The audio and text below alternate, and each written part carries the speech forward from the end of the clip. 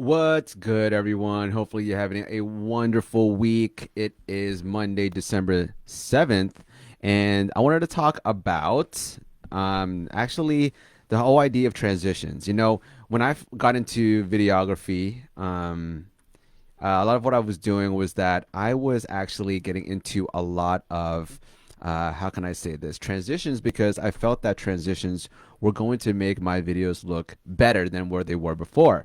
And this was back when I first started editing, like really like branded videos and, videos for clients. This was back in like 2011 and 10, where I really felt that doing just basic cuts was boring and I wanted to bring in transitions. So I was playing around with push transitions and wipe transitions and then creating my own transitions.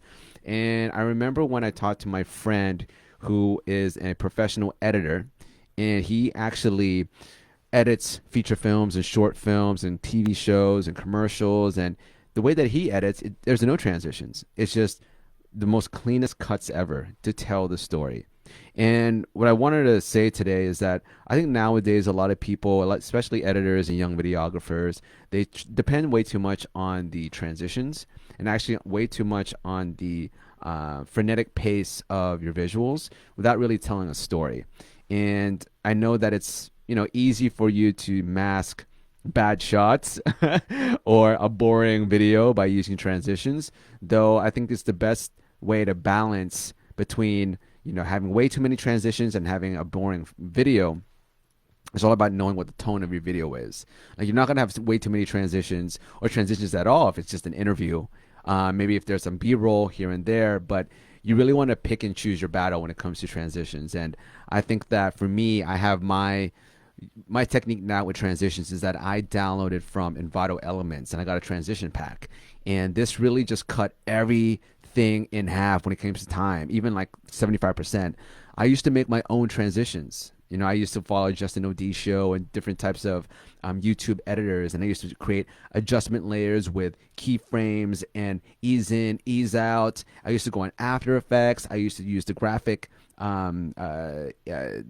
basically the way that you were using the graphic. I forgot what it's called, but like playing around with the time interpolation of and the speed of your keyframes, and I got really into it. That was one of the reasons why I really got accustomed to After Effects, was that I was really learning how to create transitions manually.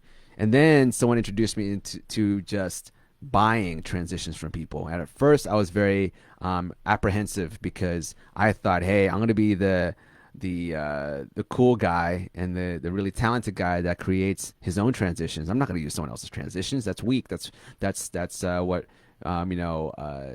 beginners use. But then after a while, when I talk to other people and other videographers and editors, it just really cuts the time in half. And I really do feel that once you get a transition pack that you like, you're going to find your set of transitions that work for you.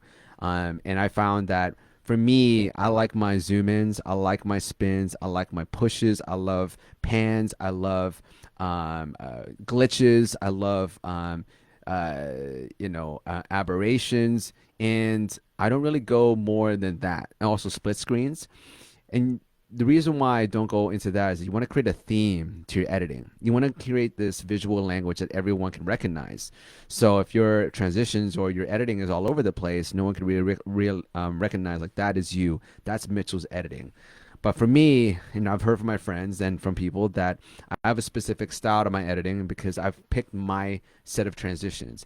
It reminds me of music production. In music production, people know you for your sets of sounds. Like the Neptunes because of their snares and their kicks. A Timberland song. Even a Kate Renata song. Like this is for all the music heads out there, and you notice that they have a consistent sound because they know their sounds. They know their sound. They're mixing for their snares. They have a specific sound change. Whatever. I'm getting really deep into to music production.